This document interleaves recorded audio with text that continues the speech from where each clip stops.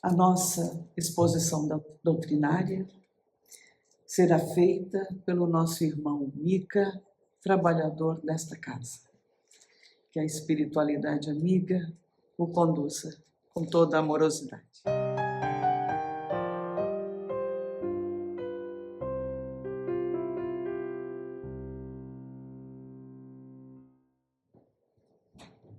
Boa tarde a todos. Mais uma vez, encarnados e desencarnados, sabemos que a espiritualidade não perde uma oportunidade de estar conosco quando a gente vai tratar dos assuntos tão importantes trazidos pelo Cristo para nós. Então, certamente, os nossos amigos, os nossos amigos desencarnados também estão conosco, nos ajudando sempre.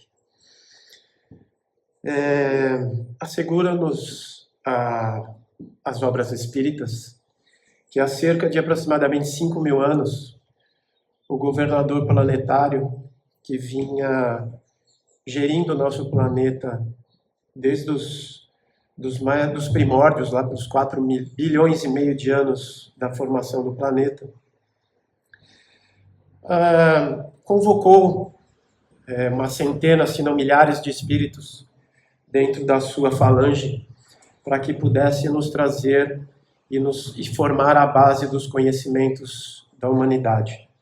A gente vinha vindo numa trajetória um tanto quanto lenta, espíritos ainda jovens como nós, que habitávamos o orbe terrestre de então.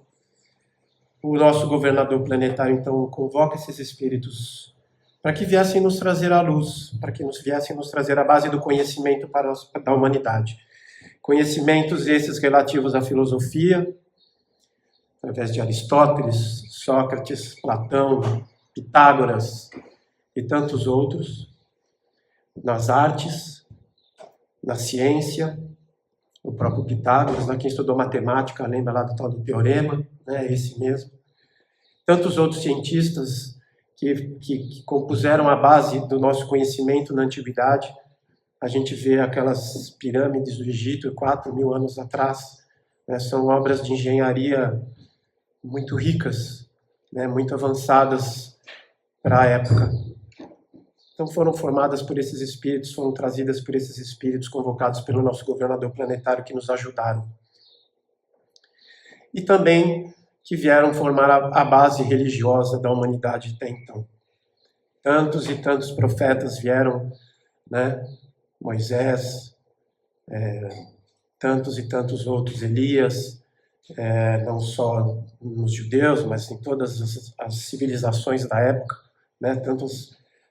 Até então, muitas delas politeístas, a própria Grécia, Roma, o Egito, e monoteísta dentro da religião judaica.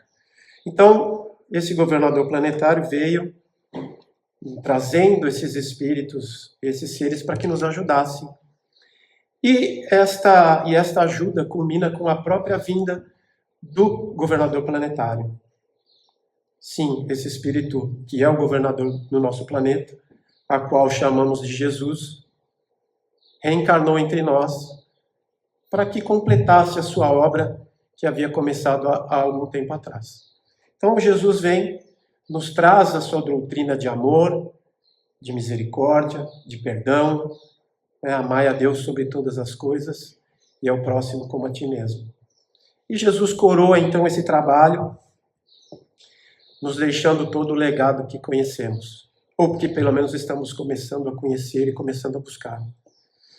Esse período todo vai até mais ou menos, aproximadamente, 476, o ano de 476, e essas denominações históricas, elas são sempre uma data para que a gente possa se situar.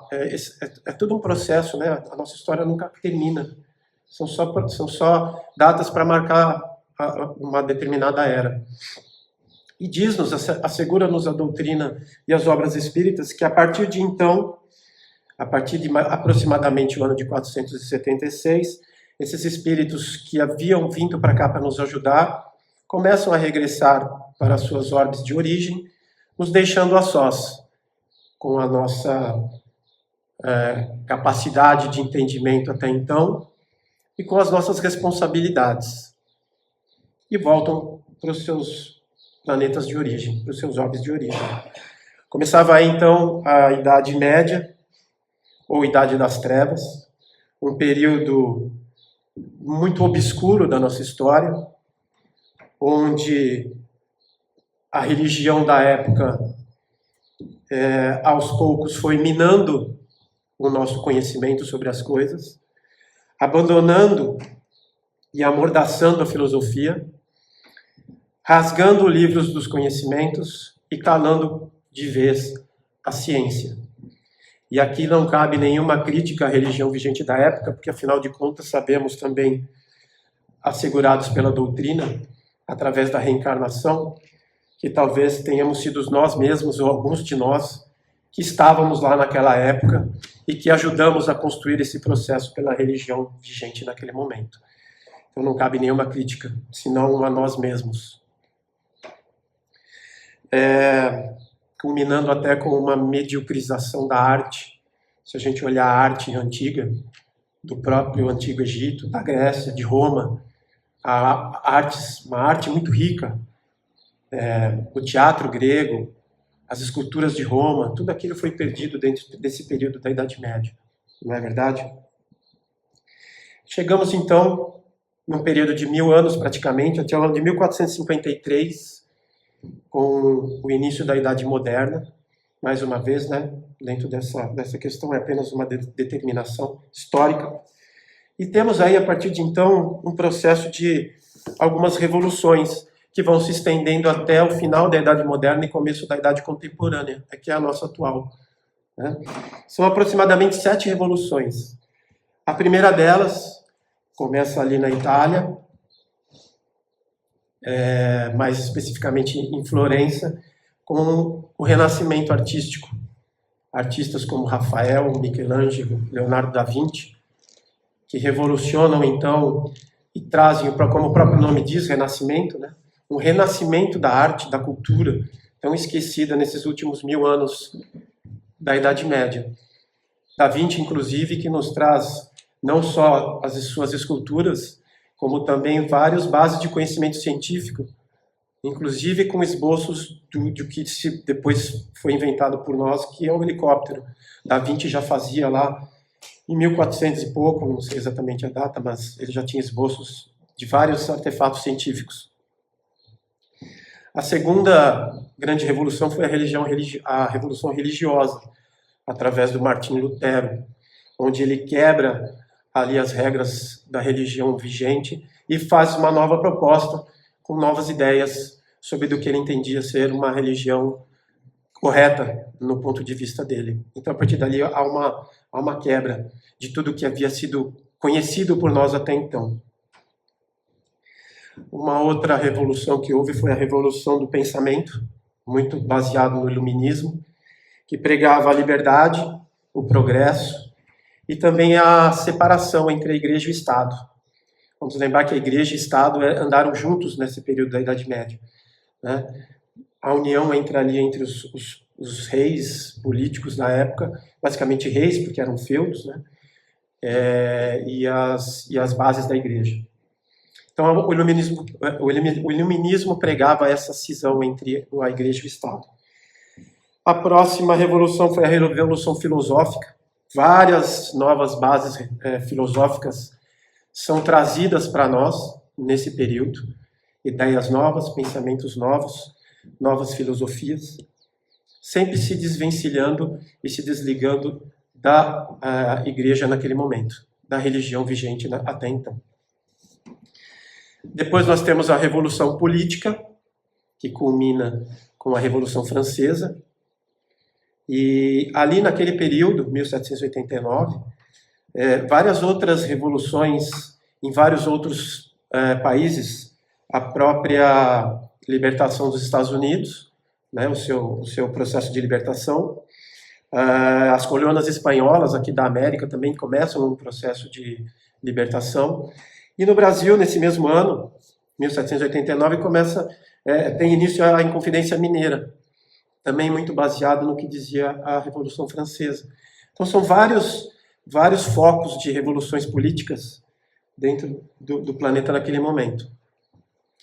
A revolução mais tarde um pouquinho, já avançando um pouquinho mais perto da gente agora, a Revolução Industrial, que começa ali na Inglaterra, através da produção de vários artefatos, roupas, calçados, e depois carros e tudo mais, trazendo para nós uma tecnologia e um avanço industrial até então desconhecido pela humanidade. Né? Crescemos aí basicamente em 200 anos, o que não havia sido feito em tantos milênios na nossa história. Então, a Revolução Industrial ela vem também e é muito importante para o nosso crescimento, para o nosso adiantamento. E por fim, e talvez uma das mais importantes de todas, a Revolução Científica, no século XIX, que tem início no século XIX, e aí são vários e vários cientistas importantes. Eu cito dois, né, como Pasteur, que era químico, biólogo, e que trouxe para nós esse processo que ficou conhecido com o nome dele, né, foi dado para ele o nome dele, que é a pasteurização. E o outro muito importante também, que foi Charles Darwin. Darwin nos trouxe a obra A Origem das Espécies, onde ele quebra um paradigma muito importante até então, porque ele diz que não fomos criados em 7 dias, não fomos criados e não somos descendentes de Adão e Eva. E sim, ele nos diz que somos descendentes de outras espécies que se originaram há bilhões de anos atrás, através de organismos unicelulares, e que a gente vem, através do processo de seleção natural e de adiantamento seletivo, a gente vem trilhando o nosso caminho a partir do átomo até os dias de hoje, né? Nessas 3 milhões de espécies que a gente conhece no nosso planeta. As conhecidas, né? Porque ainda temos tantas e tantas outras espécies que não conhecemos. Então Darwin vem e faz essa cisão muito importante, muito significativa dentro da nossa história, porque ela vai contra o que dizia a religião até então, né? A partir daí, então, há um domínio muito crescente da ciência na Europa. A Europa, o mundo ocidental, né, bem dizer, que era muito dominado pela Europa naquele momento, traz um domínio da ciência. Ciência até então que fora silenciada pela religião, aqueles 1000 e tantos anos de silêncio. Silêncio de perseguições, né, através da Inquisição e tantas outras perseguições. Existe uma forte negação, então, da religião por parte da ciência, por parte dos cientistas e fundamentalmente de boa parte das pessoas naquele momento. E há uma forte negação da religião até então. Negação essa que, infelizmente, ainda é vigente em boa parte da Europa até nos dias de hoje, né? Criando-se um movimento, então, filosófico da época que designou-se materialismo. Muito forte, muito presente ainda nos dias de hoje. Não é verdade? Esse materialismo, que foi tão intensificado a partir do século XIX, vem, então, negar muito do nosso conhecimento. Conhecimento esse trazido por nós, já lá 5, 6 mil anos atrás, através, principalmente na Índia, pelos Vedas. Vedas em sânscrito quer dizer conhecimento. Os Vedas são um conjunto de 4 livros trazidos para nós e que falava ainda naquele momento já sobre imortalidade da alma, sobre transformação moral e tantos outros ensinamentos. O Mahabharata, ainda na Índia, que é um conjunto de aproximadamente 100 mil versos e que tem como sua principal parte um livrinho muito pequenininho que chama-se Bhagavad Gita, que também há 4, 5 mil anos já nos trazia informações muito claras acerca da transformação moral, da imortalidade da alma e da reencarnação. Assuntos tão tratados hoje pelo Espiritismo. Já haviam sido trazidos para nós já há tanto tempo atrás. E aí, negando também Buda, 600 anos antes de Cristo, que nos trouxe também tantas informações acerca da espiritualidade, né? Hermes Trismegisto, lá no Egito Antigo, Sócrates, Platão e tantos outros. Esse materialismo, a partir de então, nega todas essas fontes de conhecimento. E veja que, historicamente, cria-se uma briga, né, e uma cisão entre o que é religioso e o que é científico ou filosófico. E que é aí, dentro desse processo, dentro dessa ideologia vigente na época, que começa a se surgir, começa a se prestar mais atenção por parte de algumas pessoas de movimentos espiritualistas. Até então, não se pode falar de espiritismo, porque afinal de contas a gente ainda não tinha a codificação de Kardec, mas eram movimentos espiritualistas, fenômenos espirituais, aos quais ainda não se entendia muito, mas que começava-se até então, a partir de então, ter um estudo um pouco mais aprofundado. Eu digo a partir de então porque sabemos, através da doutrina espírita, isso está inclusive no Livro dos Espíritos, que a partir do momento em que somos seres humanos, o fenômeno mediúnico é inerente, ou seja, o fenômeno mediúnico é inerente ao ser humano. Então isso já vinha desde lá, muito atrás, desde sempre, na verdade, né? Mas ele começa a ser estudado melhor nesse momento. Nos Estados Unidos, existe um fenômeno que ficou denominado como o fenômeno das irmãs Fox, né?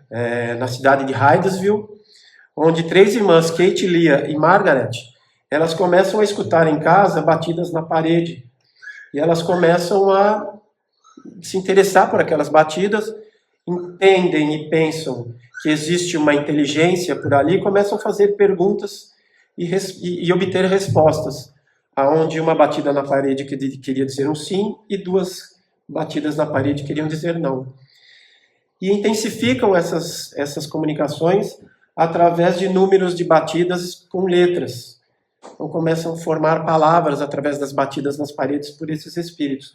Esse fenômeno, inclusive, foi estudado, se não me engano, pela Universidade de Nova York na época. Posso estar enganado, mas se não me engano foi.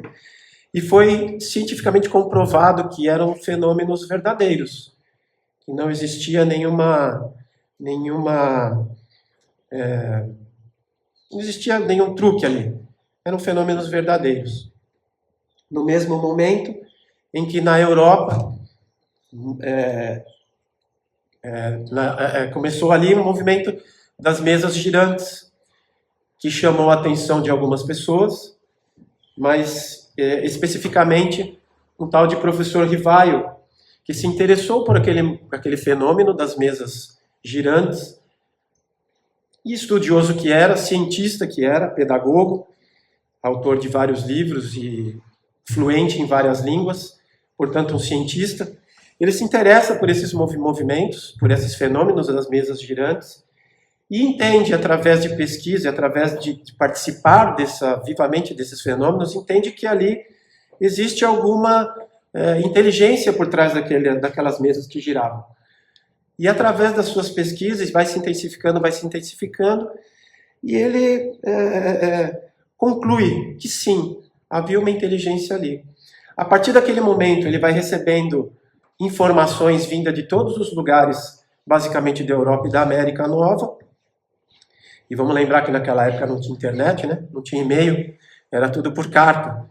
Então imaginem você o trabalho que teve o professor Rivaio para compilar todas essas informações que vinham. Quem teve a oportunidade de assistir o filme dele, dá para ter uma ideia mais ou menos de como era o processo, né? De leitura e de autenticação do que estava escrito ali, porque recebia informações, mensagens de Santo Agostinho de um lado, Santo Agostinho de outro, e ele vinha compilando para ver se aquilo fazia sentido, se não era simplesmente mais um embuste, né? E ele faz um trabalho magnífico em tão pouco tempo, e cada vez quanto mais eu estudo a doutrina, quanto mais eu estudo as obras de Kardec, mais eu fico admirado pelo professor Rivaio, como ele teve, o trabalho que ele teve para nos deixar a codificação da doutrina espírita.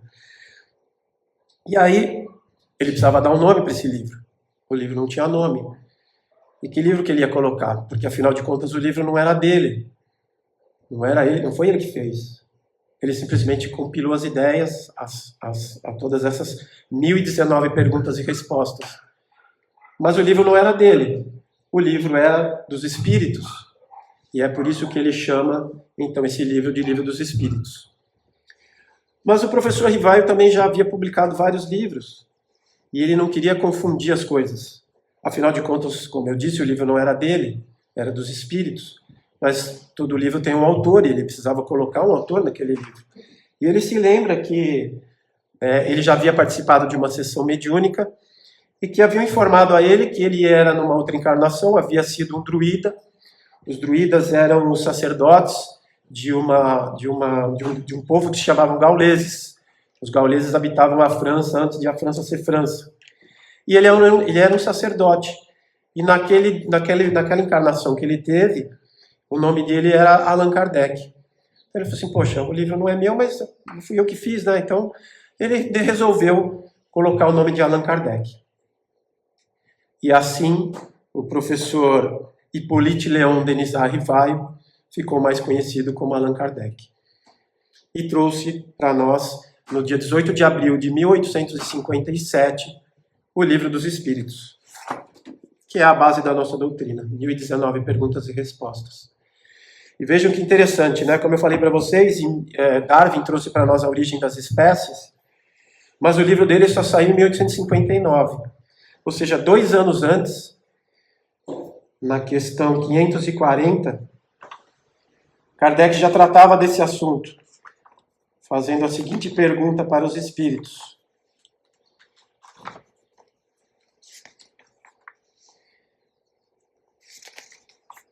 Eu vou resumir porque a pergunta é grande e a resposta também é grande. Os espíritos que exercem ação nos fenômenos da natureza operam com conhecimento de causa? E por aí vai. E Kardec responde, e os espíritos respondem. Vou ler a última parte só porque, como eu disse, ela é muito grande.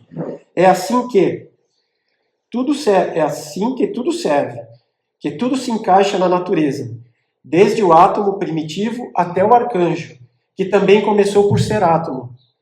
Admirável lei de harmonia que o vosso acanhado espírito ainda não pode aprender em seu conjunto. Olha que coisa mais bela, né? Desde o átomo primitivo até o arcanjo, que também começou por ser átomo. Ou seja, Darwin, que vem falar sobre a evolução das espécies, poderia ter lido Kardec, né? Afinal de contas, os espíritos já haviam trazido isso para nós algum tempo antes. E eu vejo também que é uma questão muito difundida hoje, e é aí que a gente volta, e é uma das importâncias que eu vejo, além de tudo que a doutrina nos traz, mas dessa volta, dessa nova integração entre a religião, a filosofia e a ciência. Porque tem muito de ciência dentro da doutrina espírita, né? Hoje, e de muito tempo, né, já vem se falando muito sobre a questão de se há vida em outros planetas, e a ciência gasta tempos e tempos e tempos tentando provar isso, né, e a gente ainda não conseguiu. Mas, na questão 55, eu acho que os cientistas ainda não leram Kardec. Daí uma dica, fica a dica, leiam Kardec. Questão 55. São habitados todos os globos que se movem no espaço? Kardec pergunta, e os espíritos respondem, sim. E o homem terreno está longe de ser, como supõe, o primeiro em inteligência, em bondade e em perfeição. Entretanto, há homens que se têm por espíritos muito fortes e que imaginam pertencer a este pequenino globo o privilégio de conter seres racionais. Orgulho e vaidade julgam que só para eles criou Deus o universo. Ou seja, os espíritos já nos asseguram há mais de 160 anos que existe sim vida em outros planetas. E se a gente for pela lógica, a gente vai... Fica muito difícil não crer nisso, porque a gente tem hoje um telescópio, que é o último telescópio feito pela NASA, que é o telescópio James Webb, que nos diz que já são mais de trilhões de galáxias iguais a nós. Trilhões de galáxias que possuem mais de trilhões de planetas e sabe-se lá quantas estrelas. Né? Seria quase impossível matematicamente que não houvesse vida em outros planetas. Só que no nosso planetinha pequenininho, um deles dentro de mais 8 dentro da, né? Mais 7 dentro da nossa galáxia. Então, assim, unindo a ciência e a nossa fé raciocinada, porque o espiritismo é baseado na fé raciocinada, é muito difícil a gente crer que não há vida em outros planetas. Né? Os espíritos já nos asseguram isso há tempos. Um outro cientista muito importante daquela época, Alfred Russel Wallace, amigo também e estudioso junto com Darwin, nos traz uma pesquisa muito importante que ele fez, baseado em crânios encontrados nas suas viagens, e ele que começa a fazer uma pesquisa através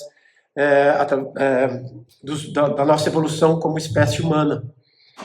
Através de crânios encontrados, ele vai pesquisando e entendendo que nós, assim como todos os seres trazidos que Darwin nos explicou, né, através da origem dos seres, nós também fazemos parte desse processo evolutivo.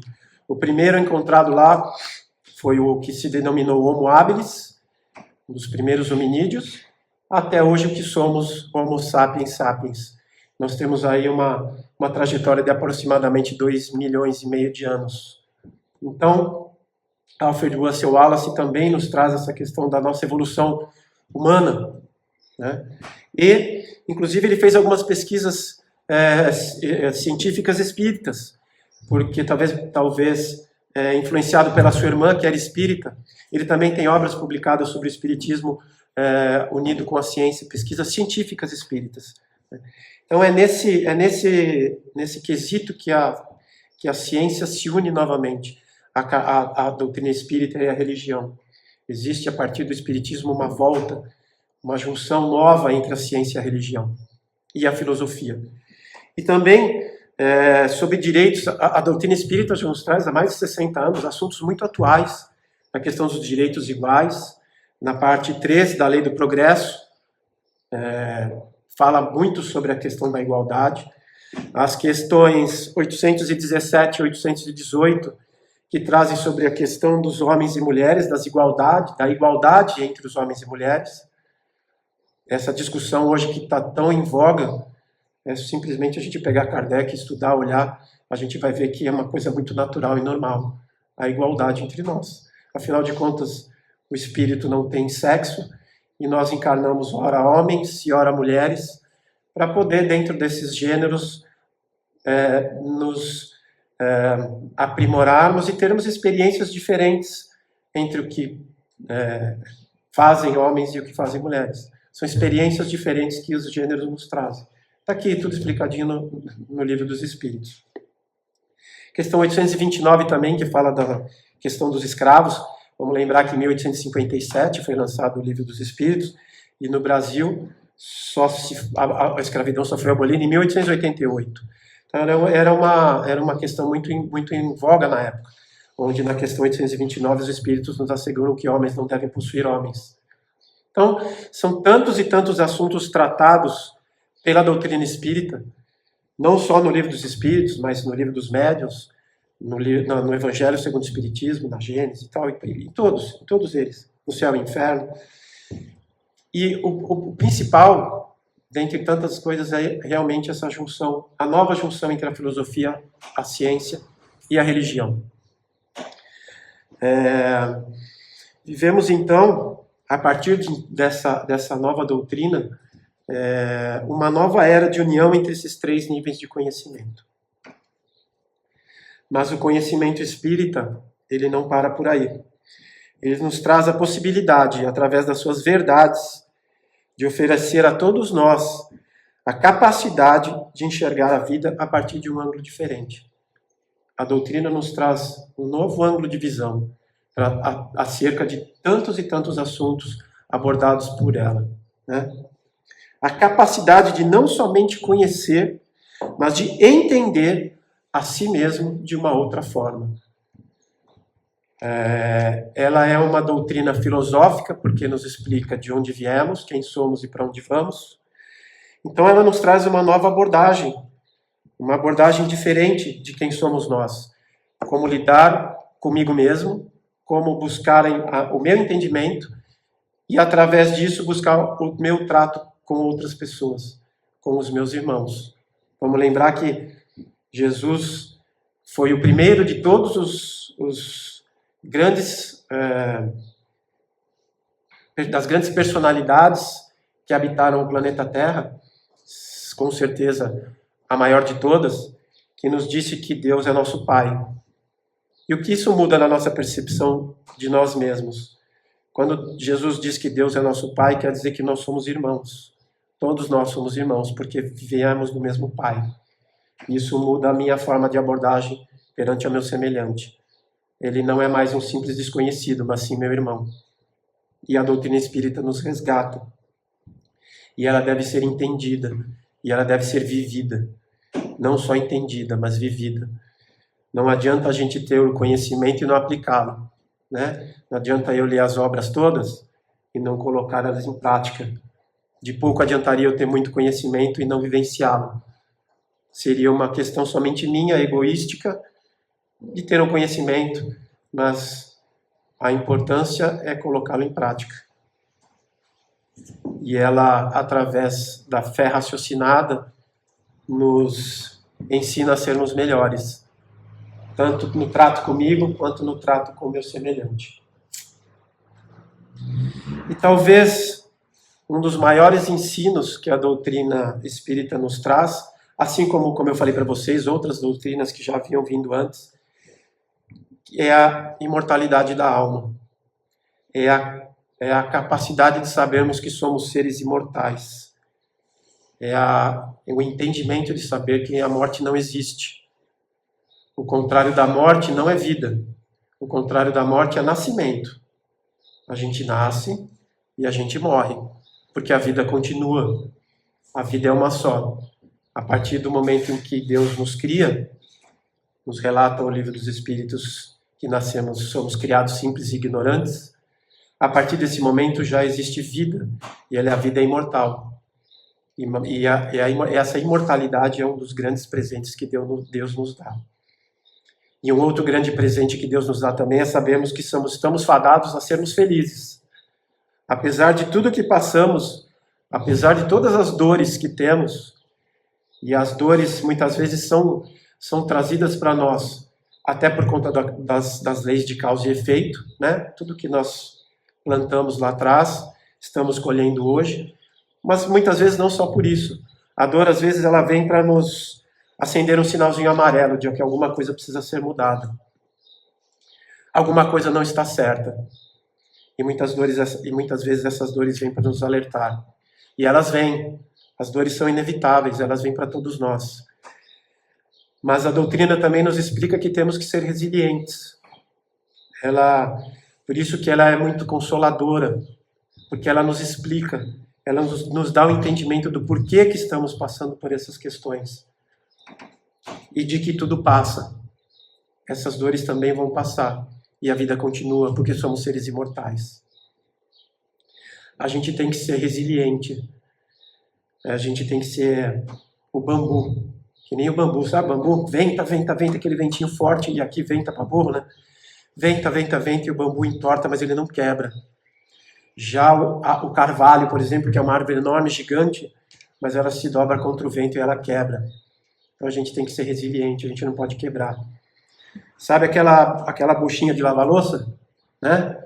Eu lá em casa tenho um acordo com a minha esposa de que quem cozinha não lava louça. E como normalmente ela que cozinha, quem lava louça sou eu. Então eu sou PhD em buchinha de lavar louça. Entendo bastante do assunto. E a gente aperta aquele troço, esfrega, e aperta de novo, e esfrega, e bota o produto químico, e esfrega. E quando você solta, ela sempre volta para a mesma posição. É assim que a gente tem que ser. Por mais que tenhamos dores, por mais que tenhamos situações a resolver, a gente tem que voltar. Assegura-nos e ensina-nos a doutrina espírita consoladora que a gente tem que voltar sempre para a nossa situação original. Esse é o nosso entendimento da dor. As dores vêm, elas são inevitáveis, e muitas vezes a gente chora, e a gente tem que chorar mesmo. O luto faz parte chorar. É aquela historinha antiga de que homem não chora, né? Besteira, homem chora sim, e tem que chorar, e faz muito bem chorar. Esse choro de saudade pela perda de alguém, pela perda de um emprego, sei lá, enfim, várias situações e várias dores que nós temos, a gente tem que chorar sim. Faz parte do nosso adiantamento, faz parte do processo. Esse choro de saudade nos é lícito, mas o choro do desespero, esse nos maltrata. Esse choro é um choro que não é bom. E a gente sabe que a morte não tem o poder de separar pessoas que se amam. Quando a gente perde um ente querido e a gente chora de desespero, esse nosso desespero chega até os nossos entes queridos que já se foram. E vamos pensar, né, gente? A gente vai sozinho, né? Dentro da nossa família, a gente vai, mas outras pessoas ficam, e a gente vai sozinho, e as pessoas que ficam têm para cá o consolo das pessoas que estão aqui. Outros filhos, pais, marido, cônjuge, enfim, pessoas ficam. Então essa emanação que a gente transmite através do choro, do desespero, é muito ruim para quem vai. Ao contrário desse choro da saudade, da emanação de coisas boas para esses espíritos que se foram. Esse choro é bom, tanto bom para nós quanto bom para quem se foi, porque é um choro acalentador, é um choro de saber que as pessoas que estão aqui sentem saudades, mas estão bem. É simplesmente um choro de saudade, tendo a certeza de que vamos nos reencontrar daqui a pouco, porque a vida continua, e ela continua sempre, tanto para quem ficou quanto para quem foi. A vida sempre continua. E a vida continua também por aqui, não só após a morte, não só após a nossa passagem para o próximo plano, que é a nossa morada verdadeira. A vida continua também por aqui. A gente tem várias perdas ao longo da nossa trajetória. Cada um tem as suas. É um casamento que acaba, é um ente querido que se vai, um emprego que se perde, uma mutilação do nosso corpo que acontece através de uma doença, através de um acidente. E a gente tem sempre duas opções, né? A gente pode ficar em casa se lamentar, a gente pode ficar em casa e maldizer a todo mundo, a todos, a culpa nunca é minha, a culpa é de Deus, a culpa é do outro, né? A gente pode blasfemar, e isso não é muito bom, porque a gente vai atraindo mais raiva, mais pena de nós mesmos, e isso não é bom. É muito ruim para o nosso adiantamento. Ou a gente pode se levantar e ir à luta, porque a vida continua. A gente acabou de ter as Paralimpíadas, né? Tivemos as Olimpíadas, depois as Paralimpíadas. Quantas pessoas que estavam ali, né? Ou que nasceram assim, ou que foram mutiladas por algum motivo, mas que estão lá, que já são vencedores, trazendo ou não medalhas, mas já são vencedores. Só de estarem lá participando, praticando um esporte, mesmo com todas as suas deficiências. São pessoas que a gente deve se reverenciar. Né? A gente deve mirar nessas pessoas, porque são guerreiros, são vencedores.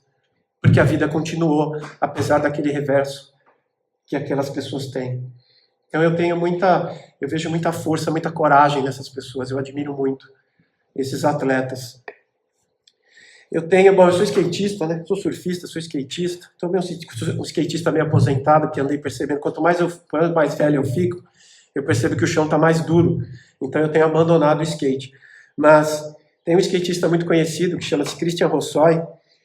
Ele foi muito famoso na década de 80 e tal, era um dos principais skatistas da época. E ele, através de escolhas erradas, acabou sendo preso.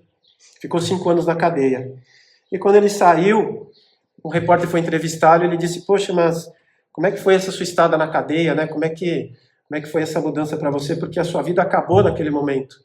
Toda a tua fama que você tinha, toda a tua trajetória acabou naquele momento. Ele fala assim: acabou? Não acabou, não. Quando eu entrei na minha cela e que eu me vi sozinho, dentro daquela penitenciária, eu sentei e comecei a chorar. E naquele momento eu vi uma Bíblia em cima da mesa, da cama ali, sei lá, uma escrivaninha, não sei. E ele falou que pegou aquela Bíblia e abriu, e ele falou que a vida dele começou ali. E ele fala a minha vida efetivamente começou no momento em que eu abri aquela Bíblia e comecei a ler e a entender as palavras do Cristo. Então vejam, através de um reverso que ele teve dentro da vida dele, a vida para ele começou naquele momento. Então isso é muito bonito. E hoje ele continua andando de skate ainda e vai sair pregando a palavra do Cristo. Né? Olha que coisa bela. Então a vida continua sempre. E eu também gosto muito de música, né? Toco, dou meus tapas por aí. E eu, para quem conhece, eu acho que todo mundo deve conhecer John Lennon. John Lennon uma vez disse que o sonho acabou, quando a banda a qual ele pertencia acabou, que era os Beatles. E ele disse que o sonho acabou. talvez tenha acabado mesmo, aquele sonho talvez tenha acabado, mas nós temos muitos sonhos, nós podemos sonhar muitos sonhos. Aquele acabou, mas nós temos outros.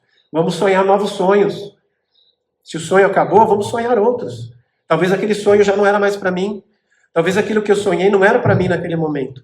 Talvez tenha outros sonhos que eu tenho que sonhar. Porque a vida continua. E a gente pode ter o sonho que a gente quiser. E a gente pode realizar o que a gente quiser. A vida continua, sempre. Para quem vai e para quem continua aqui. Vamos sonhar novos sonhos. E eu queria citar mais uma personalidade, um filósofo francês, Jean-Paul Sartre, que apesar de não ser espírita, talvez essa frase caiba bem dentro do espiritismo. E Sartre diz assim: mais importante do que aquilo que fizeram comigo é aquilo que eu mesmo fiz comigo diante daquilo que fizeram comigo. Olha só, mais importante do que aquilo que fizeram comigo é aquilo que eu mesmo fiz comigo a partir daquilo que fizeram comigo. Ou seja, o que eu vou fazer com aquilo que me fizeram? Ou com aquela dor que a vida me trouxe? Como que eu vou reagir àquilo? Vou ficar blasfemando ou vou levantar da cadeira e vou à luta? Vou sonhar novos sonhos? Né? Eu acho que eu prefiro sonhar novos sonhos. Às vezes não é fácil, né, gente? Não é fácil, mas faz parte da nossa trajetória. É um trabalho. Não é difícil. Difícil é uma palavra que não existe. Eu tenho duas palavras que eu tirei do meu vocabulário. Uma delas é difícil. Não é difícil, é trabalhoso. Tudo dá trabalho, né? E a outra é problema. Eu também não tenho problema, graças a Deus. Eu tenho coisas a resolver. Situações a resolver. No meu trabalho, na minha família, com os meus amigos, na minha banda. Tudo são coisas a serem resolvidas. Mas não são problemas. E é difícil também. São coisas que a gente tem que dar trabalho. Mas faz parte. Faz parte da trajetória. E por fim, para acabar, mas não menos importante, eu queria tratar sobre uma questão que é o Setembro Amarelo, que é um alerta a todos nós, desculpe, sobre a questão do suicídio, que também tem uma forte questão relacionada ao nosso tema de hoje, que aí a vida continua. Porque, ao contrário do que pensam as pessoas que cometem esse ato impensado, a vida continua. E todas essas dores que nós temos, todas essas dores que vêm para nós durante a nossa trajetória, elas muitas vezes são dores da alma, elas não são dores do corpo. Então não adianta acabar com o corpo, porque a dor não é do corpo, a dor é da alma. E a alma não morre, a alma é eterna, a alma é imortal. Então a gente leva essas dores para depois da morte. E esse ato impensado só intensifica as nossas questões, porque agravamos ainda mais a nossa situação. Então, meus queridos, para quem tem esse triste pensamento, pelo amor de Deus, vamos deixar ele totalmente de lado. O suicídio não é uma opção. Jamais será uma opção para ninguém. A gente não tem o direito de tirar a vida de ninguém, nem a nossa. Nos asseguram os espíritos, na questão 880 do Livro dos Espíritos, onde Kardec pergunta qual é o maior direito do homem, e os espíritos nos dizem que é o de viver, o direito à vida. Então, nós só temos o direito à vida. Graças a Deus que temos o direito à vida. Então, a morte através do suicídio não é uma escolha. A dor não cessa, porque é uma dor da alma. Então, como eu disse numa outra vez, a dor ela é inevitável, mas o sofrimento é uma escolha. Então, que possamos escolher novos sonhos, possamos escolher não sentir, não vivenciar a dor, mas sim a alegria da vida. Muito obrigado e que assim seja.